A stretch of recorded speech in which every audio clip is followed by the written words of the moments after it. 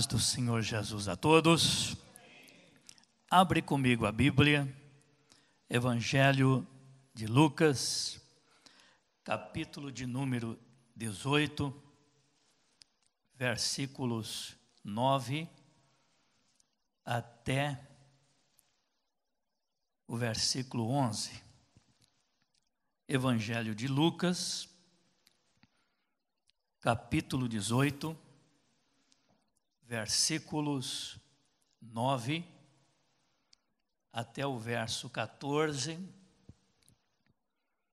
a parábola do fariseu e do publicano. É o título, o epígrafe do texto aqui. Diz-nos o seguinte: e disse-lhe também esta parábola, uns que confiavam em si mesmo, crendo que eram justos e desprezavam os outros. 2 homens subiram ao templo a orar, um fariseu e o outro publicano. O fariseu, estando em pé, orava consigo desta maneira: ó Deus, graças te dou, porque não sou como os demais homens, roubadores, injustos e adúlteros, nem ainda como este publicano. Jejuo 2 vezes na semana e dou os dízimos de tudo quanto possuo. O publicano, porém, estando em pé, de longe, nem ainda queria levantar os olhos ao céu, mas batia no peito, dizendo: ó Deus, tem misericórdia de mim, pecador. Digo-vos que este desceu justificado para a sua casa, e não aquele, porque qualquer que a si mesmo se exalta, será humilhado, e qualquer que a si mesmo se humilha, será exaltado. Tomem assento, meus queridos irmãos. Do texto que nós lemos aqui, nós podemos tirar algumas lições importantes, ou tirar alguns temas de mensagens para pregar na igreja, tanto mensagens doutrinárias, em culto de doutrina, como é o culto de terça-feira, e também a escola dominical, que é um culto praticamente de ensinamento, mas também podemos tirar mensagens evangelísticas deste texto, mensagem de salvação, mensagem de uma vida digna diante de Deus, como Deus se agrada, como Deus quer que o cristão vive, preparados para ir para o céu. Eu gostaria, podemos falar também aqui de oração, podemos falar desse texto aqui de dízimo, de contribuição, podemos falar de algumas coisas importantes, podemos falar de caráter, tanta coisa boa podemos extrair do texto que qualifica o epígrafe aqui como uma parábola do fariseu e do publicano. Nós encontramos aqui no texto 2 homens. Geralmente, algumas parábolas na Bíblia, elas foram ditas por Jesus. E Jesus fala de 2 homens aqui. Ele fala do fariseu e ele fala do publicano. Primeiramente se apresenta o fariseu que subiu ao templo. Esse fariseu, ele foi para orar. O publicano também, ele foi orar. Todos os 2 subiram ao templo, foram à igreja, com um propósito de orar conforme o costume deles. hoje, se fosse nossos dias também, conforme o nosso costume, de vir à igreja, ao culto de oração, ao culto de doutrina, para orar, buscar a Deus, ouvir a palavra, aprender a palavra, para que a mesma venha nos dar sustentação à nossa vida espiritual. Porque o crente precisa de duas coisas. Ele precisa de conhecimento bíblico e ele precisa de orar, de oração. Conhecimento da palavra estrutura o cristão. A oração é que dá o combustível espiritual para o cristão. Então, o crente precisa de duas coisas na vida, e estas duas coisas na vida do cristão, elas são indispensáveis.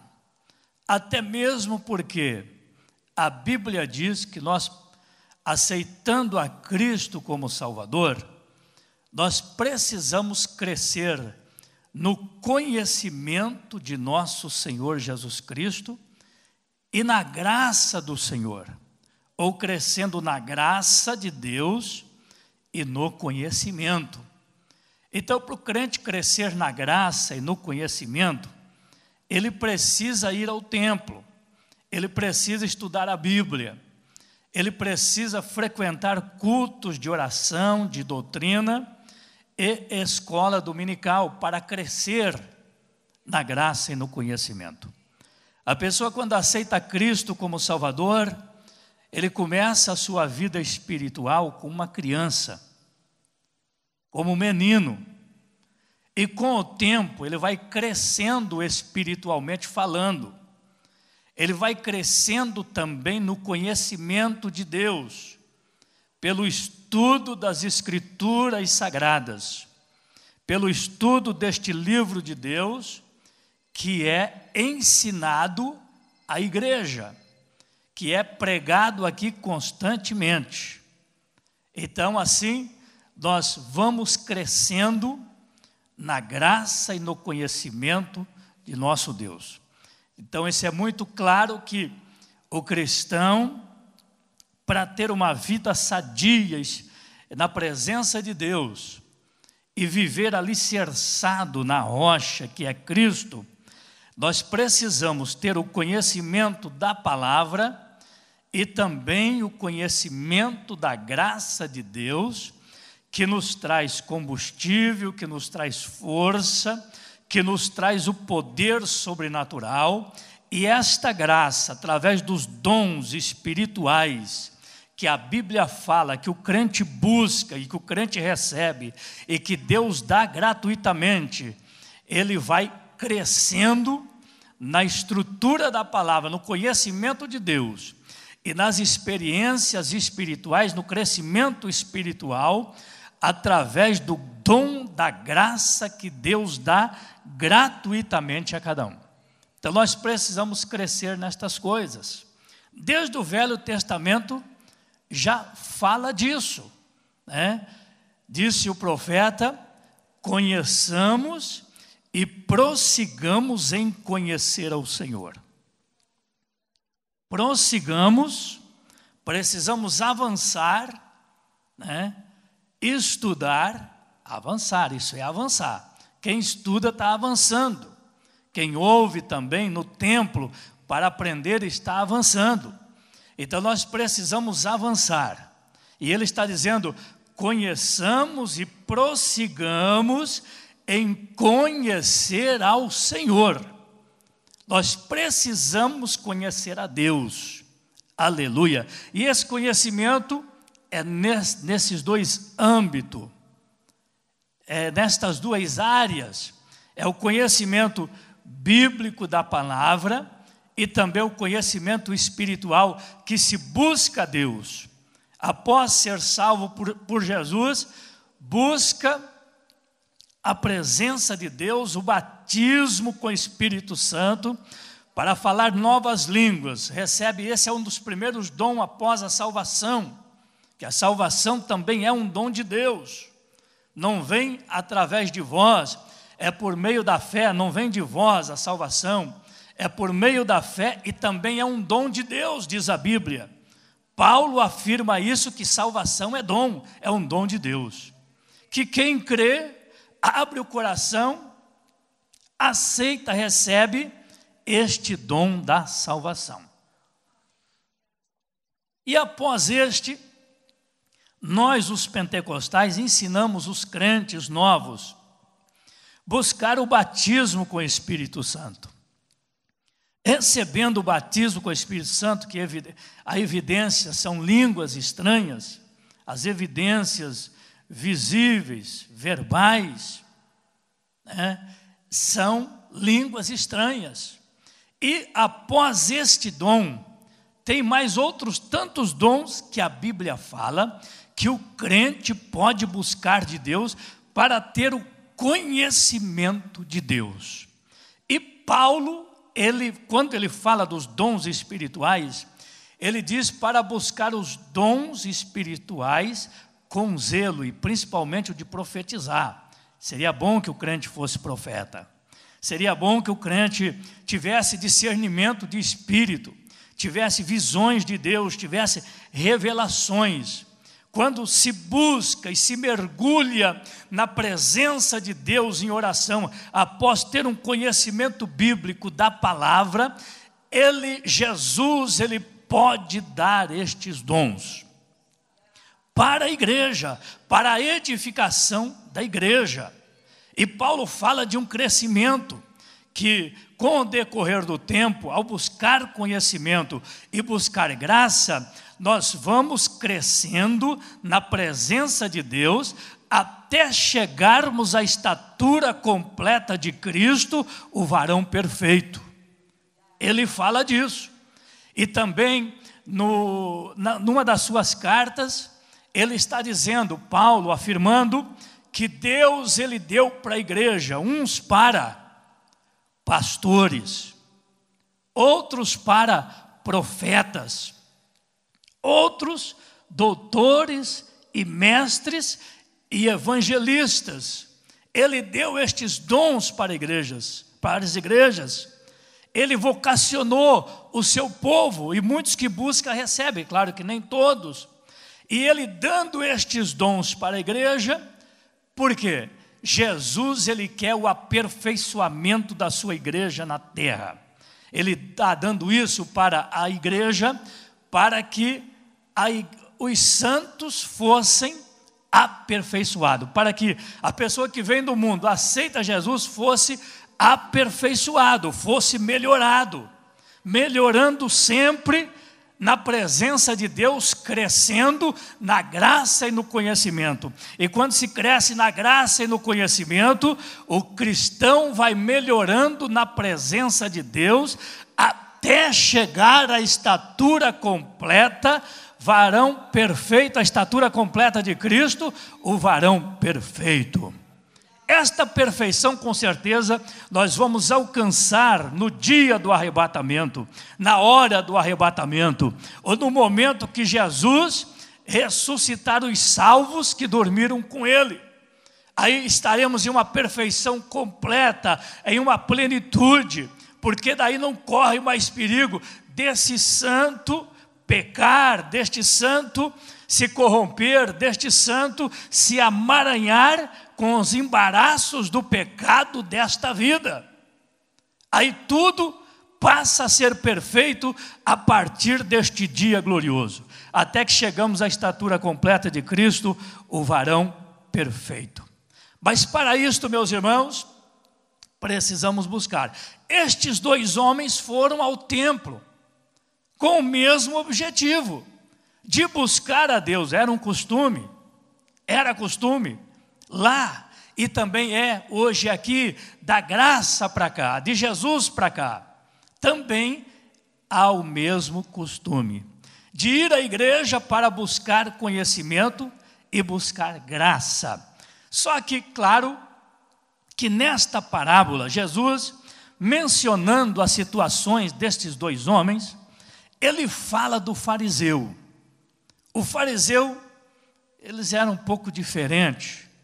E aqui nós percebemos no fariseu um instinto exaltado, um instinto de uma pessoa que se justificou perante Deus na sua oração. Quando subiu ao templo, ele se justificou o tempo todo. E ele menciona ali que ele jejuava. Olha bem, irmãos, olha bem os valores. Ele jejuava, ele diz que ele jejuava, o fariseu. Não diz? Ele também diz que ele não era como os demais. Roubadores, adúlteros, ladrões. Ele não era como os demais.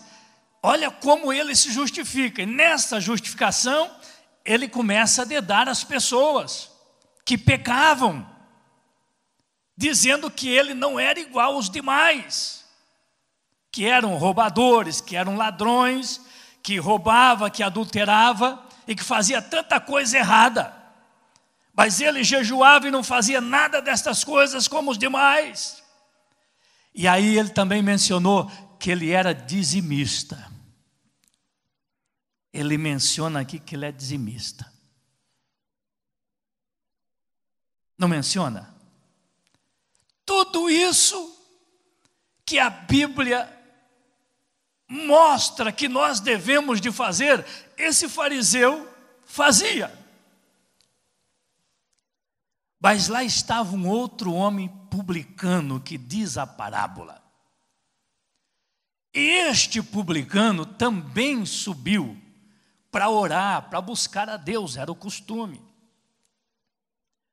E diz a Bíblia que o publicano, ele batia no peito. Talvez o fariseu também batia no peito, mas apresentando o que ele fazia e condenando os que faziam as coisas erradas. Mas o publicano, ele batia no seu peito. E ele nem sequer levantava a cabeça. E a sua oração era essa: Senhor, tem misericórdia de mim, pecador. Tem misericórdia de mim, pecador. Aleluia. E Jesus, irmão, Jesus, ele é muito observador. E aí Jesus menciona isso. Jesus observando estes homens, é uma parábola, mas provavelmente foi fatos. E Jesus disse assim, que aquele publicano, ele desceu do templo e foi embora para sua casa, justificado por Deus. Ele alcançou o objetivo do seu coração, da sua vida. Jesus disse que ele desce justificado para casa. Ele alcança a misericórdia e a justificação de Deus, o perdão de Deus, a misericórdia de Deus. E com certeza aquela oração humilhada perante Deus, a sua alma, ela desce alegre para casa, ela alcança o benefício de Deus, porque ele foi justificado, ele foi perdoado, ele alcançou de Deus o que ele estava buscando, e com certeza tudo mudou dentro do seu interior, na sua vida, porque Jesus disse que ele desce justificado. Oh, glória! E aí Jesus disse que o outro não. O publicano ele não citou a vida dos outros, ele não dedou na oração diante de Deus a vida de ninguém, Porque dá a entender que eles não foram lá para interceder, eles foram lá para buscar para eles. Certo? Não deda a vida de ninguém, ele olha para dentro dele. E ele bate no seu peito ali, cabecinha baixa, humildemente reconhecendo as suas falhas, reconhecendo as suas misérias, batendo no seu peito ali, concentrado com Deus, dizendo: tem misericórdia de mim, pecador. Não acusa ninguém, não deda ninguém, não olha para ninguém.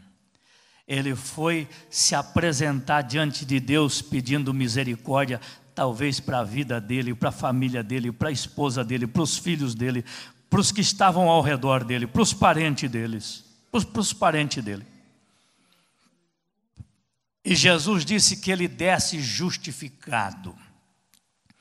Ele alcançou aquilo que ele foi no templo buscar. E o outro fariseu não. Por quê? O fariseu estava exaltado. O fariseu achava que era alguma coisa. A expressão do fariseu, ele disse: ó Deus, ó Senhor, eu não sou como os demais. Olha a posição que ele estava se colocando.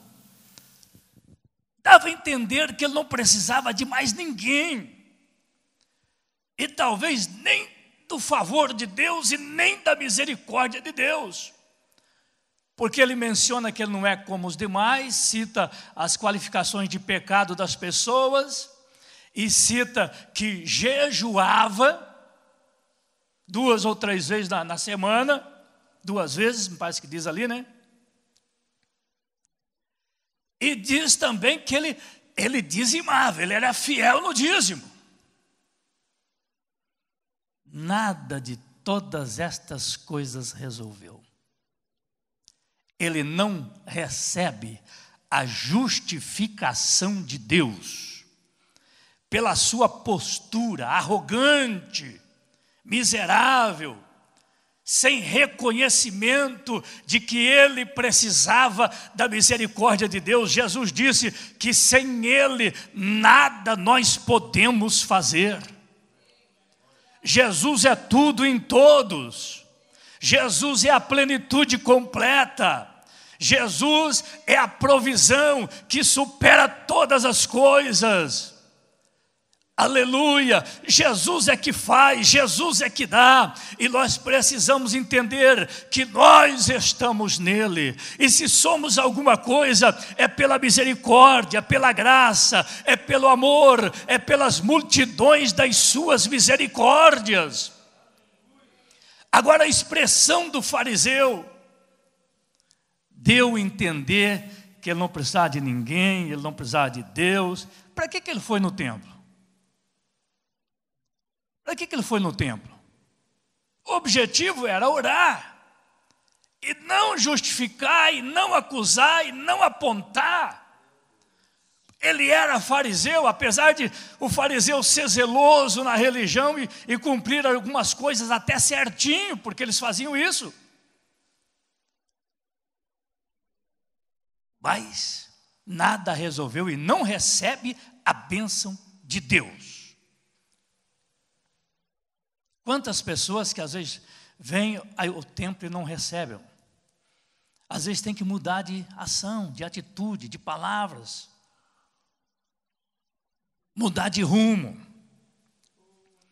Porque nós precisamos, quando viemos ao templo, precisamos receber algo de Deus, ser tocado, ser renovado, ser revestido, receber uma palavra profética. Às vezes chega aqui doente, sai daqui curado. Às vezes chega aqui triste, sai daqui alegre, renovado pelo poder sobrenatural de Deus. Oh, glória! E Jesus disse que o publicano desce justificado, e o fariseu não. Jesus, ele conhece, irmãos.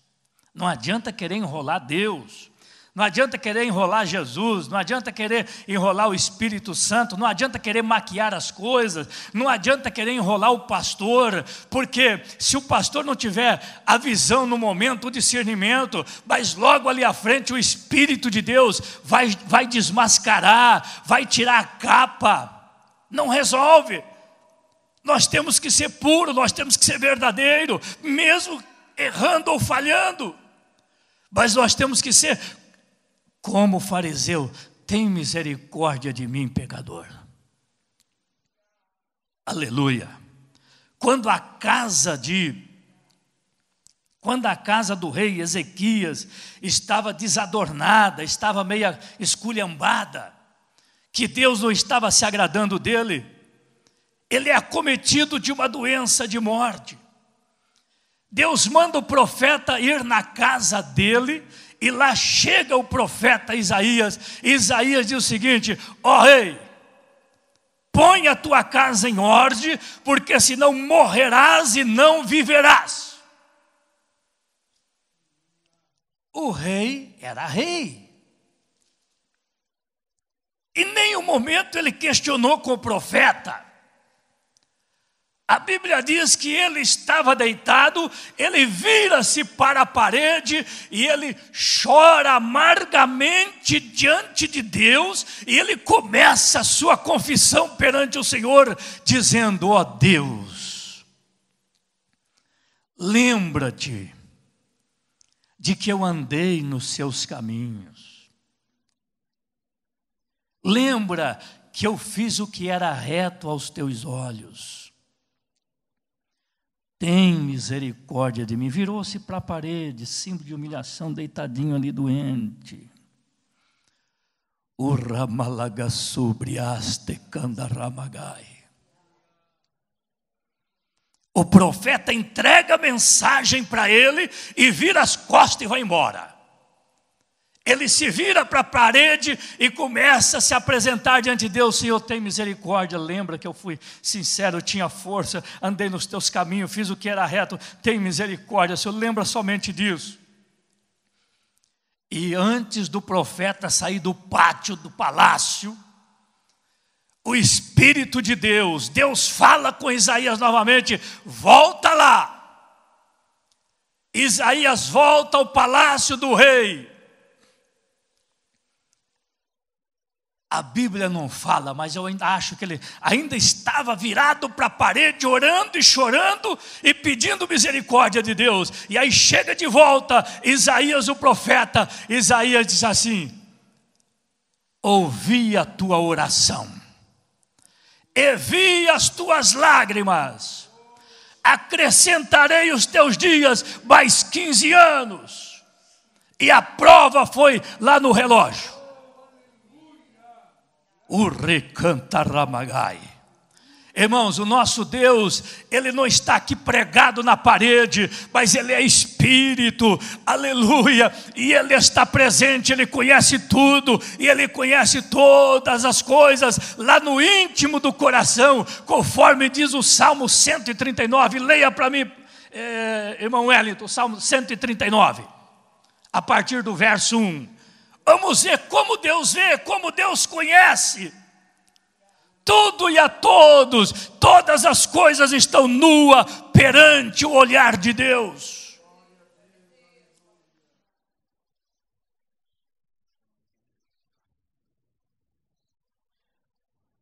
(139:1) diz assim: Senhor, tu me sondastes e me conheces. Tu conheces o meu assentar e o meu levantar.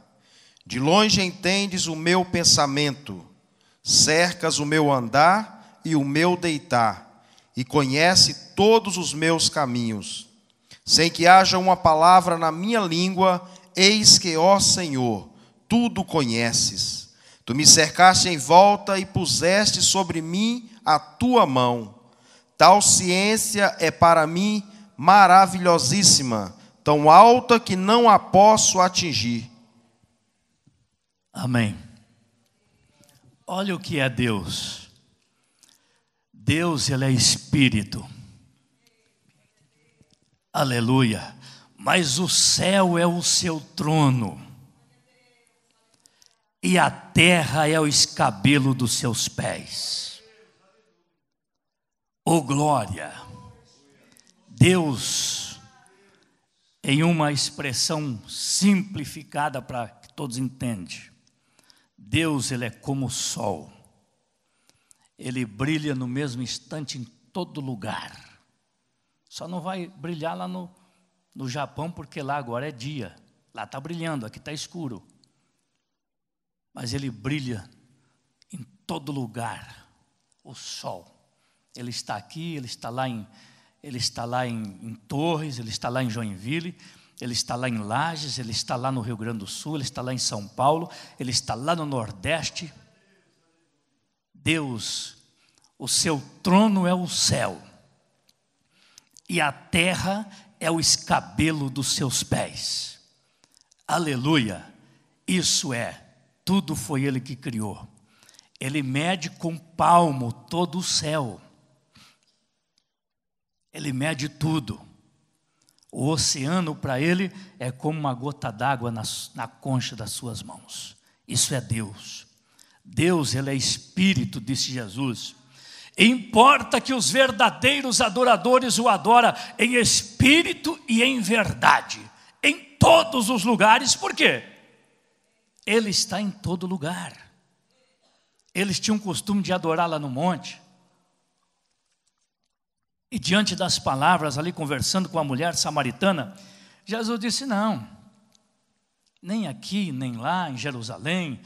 Importa é que os verdadeiros adoradores de Deus o adore em espírito e em verdade, em qualquer lugar, em todo lugar, porque Deus está em todo lugar. Todo aquele que invocar o nome do Senhor será salvo em qualquer canto do mundo. Por quê? Ele está lá na Ásia, Ele está aqui, Ele está lá nas Filipinas, Ele está lá no Japão, Ele está lá no Iraque, Ele está lá em Jerusalém, Ele está na Judéia, Ele está nos confins da terra, que é essa região aqui que vai pelo Uruguai afora, Chile. Eu creio que aqui é os confins da terra, vindo de lá, do Oriente para cá. Nós estamos aqui nos confins. Aleluia. Deus, Ele é Deus. O 139 que o nosso irmão leu, Deus, Ele conhece o meu e o teu assentar, o teu levantar, de longe. Deus entende os teus pensamentos, ou o pensamento do coração.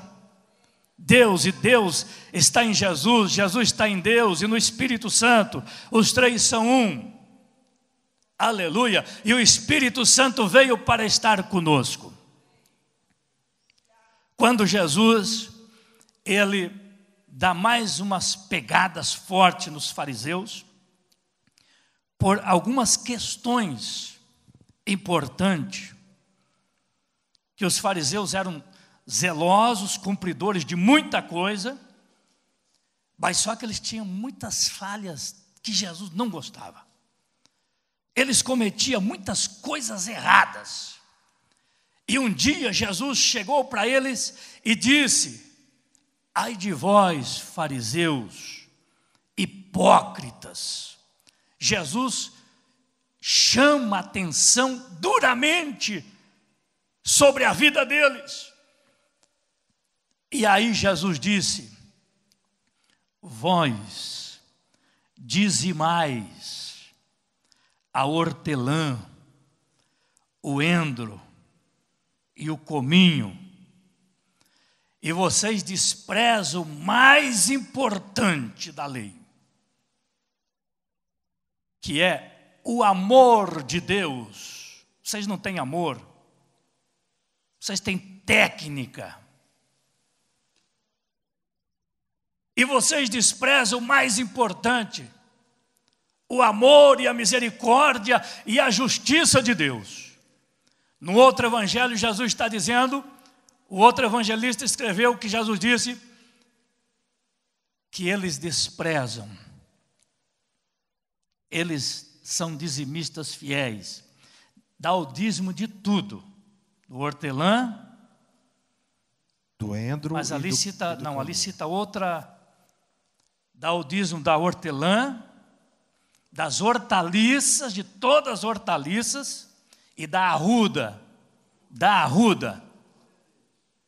Em Mateus ele diz que eles davam o dízimo da hortelã, do endro e do cominho. Aí Jesus disse: o que adianta? O que adianta? Dá o dízimo de tudo, vocês procuram cumprir tudo que foi colocado na lei, que a Bíblia pede, mas vocês desprezam a maior coisa da lei, que é o juízo, que é a misericórdia e que é o amor. Aí Jesus disse: então façam essas. Dizimam tudo, mas não desprezam estas que são as mais importantes diante de Deus, que é a misericórdia, que é o amor e que é a justiça, o amor ao seu próximo. Charamandagassúbria. Oh glória! E Jesus, ele é observador, ele vê o texto que nós lemos ali, 139 de Salmo, de longe ele vê. De longe ele conhece. Aleluia. Nem precisa ser de longe, é de perto que ele conhece. Ali no Salmo diz que é de longe, mas ele conhece de perto também, porque o céu é o seu trono e a terra é o escabelo dos seus pés. Ele está no céu, ele está na terra, ele está em todo lugar. E de longe ele conhece os pensamentos, conhece a verdade no íntimo. Conhece no íntimo de cada pessoa. Não adianta enganar, não adianta querer mentir, não adianta esconder, não adianta ludibriar, não adianta disfarçar. Aleluia. Aquela mulher foi disfarçada lá na casa do profeta, o profeta já estava cego e combinaram lá com o seu marido para ir lá na casa do profeta, vai lá para ver se ele tem alguma coisa. E aí ela foi quietinha. Chega lá quietinha. O profeta estava cego, o profeta velho estava cego. E aí o profeta disse: entra, mulher de Jeroboão, eu venho a ti com duras novas. Charamanda, o profeta estava cego. Ele não sabia quem estava entrando na casa dele. Mas ali estava a onisciência de Deus, no coração e nos domínios do profeta. Ali estava o Espírito de Deus, no coração e nos domínios da vida daquele profeta de Deus. E ela vem quietinha, e quando ela vem entrando, ele ouve o ruído ali, e ele disse: entra, mulher de Jeroboão, eu venho ao teu encontro com duras novas. E ali ele profetiza para ela. O que é isso, irmãos? Deus estava ali na vida do profeta. Não adianta esconder, não adianta maquiar, não adianta ludibriar. As coisas têm que ser certas, as coisas têm que ser puras, as coisas têm que ser retas, e precisa haver justiça para que Deus possa aprovar os meus passos, os teus passos, a tua vida, a tua família, até entrar no céu. Porque Deus não é Deus de rolo, Deus não é Deus de barganha, Deus não é Deus de negócio sujo, Deus não é Deus de enrolação, não é Deus de mentira, não é Deus de qualquer jeito, de qualquer coisa, mas é um Deus de justiça, diz a Bíblia, e que faz justiça até a primeira, a terceira e a quarta geração. E Ele cuida do órfão e do oprimido e da viúva. Esse é Deus. Esse é o Deus que você veio aqui esta noite para conhecer os seus feitos, as suas ações, os seus ditos, a sua lei. A lei de Deus nós já conhecemos. Mas o ser humano tem nela ainda a natureza adâmica. E às vezes essa natureza adâmica, quando ela não é controlada pelo Espírito de Deus, pela graça de Deus, pelo amor de Deus, ela se sobressai à frente do espiritual, do Espírito, e daí a pessoa faz coisa errada.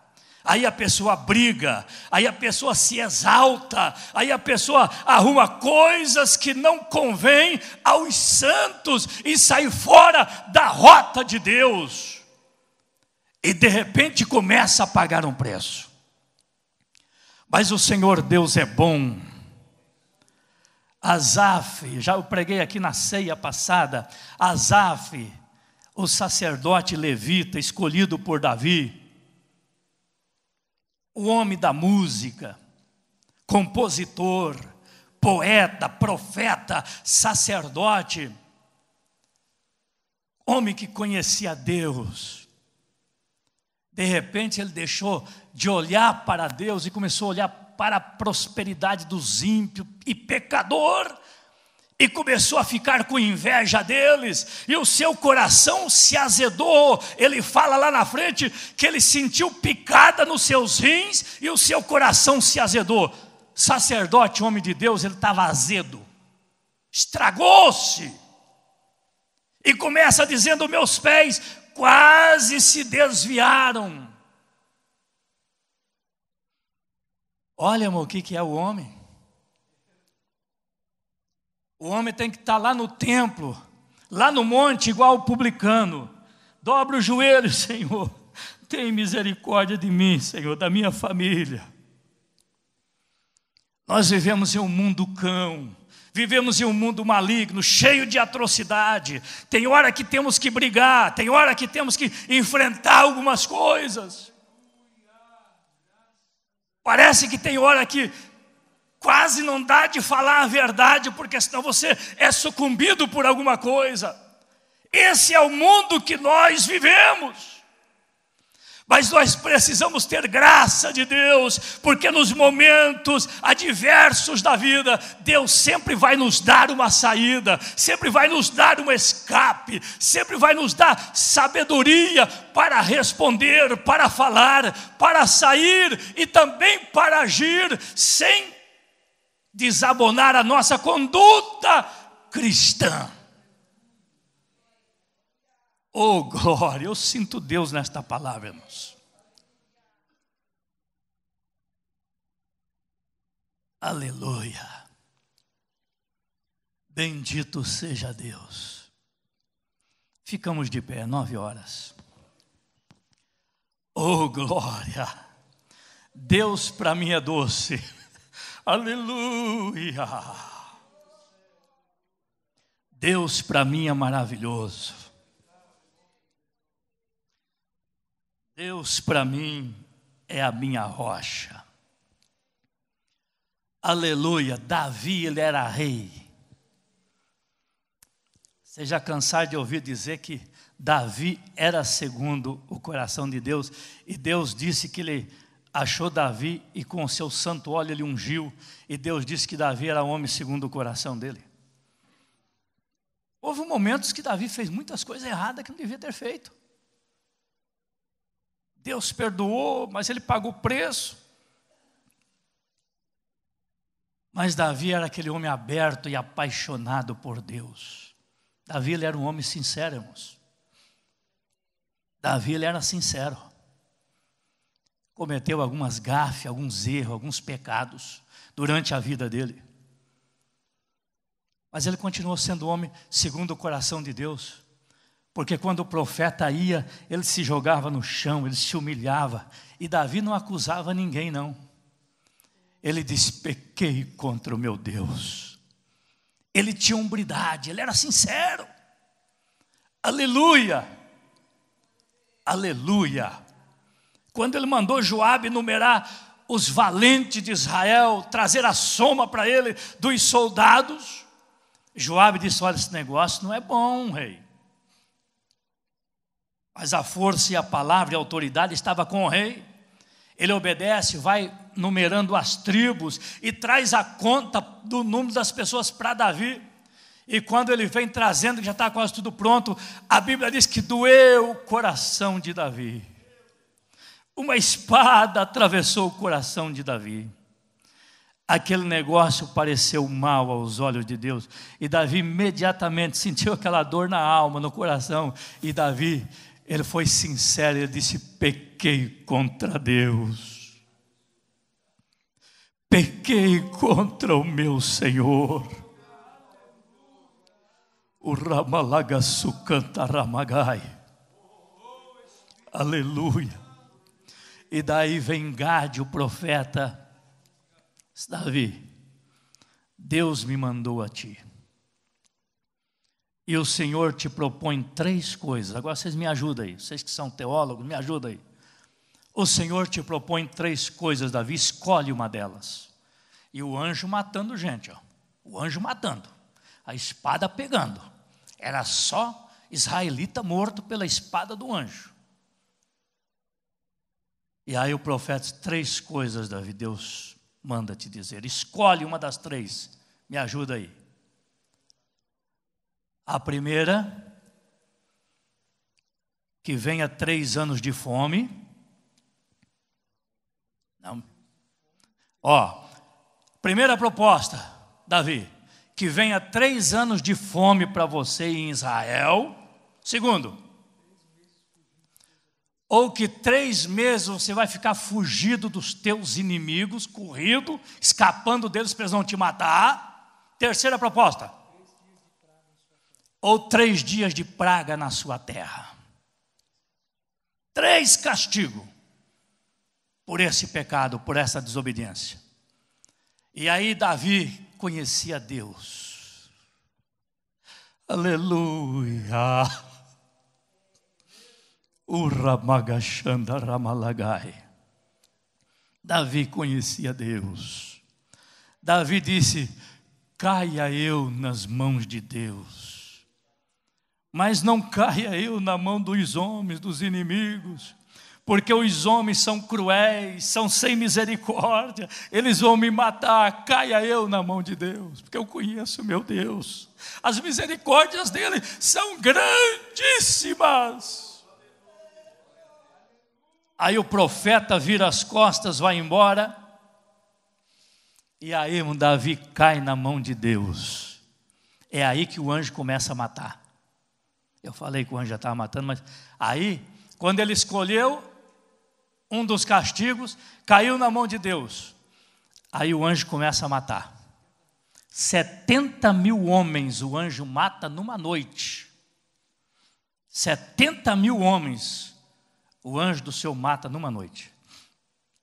Aí Davi vê o anjo lá. O anjo já estava com a espada desembainhada em direção a Jerusalém, para ir para Jerusalém fazer uma limpa.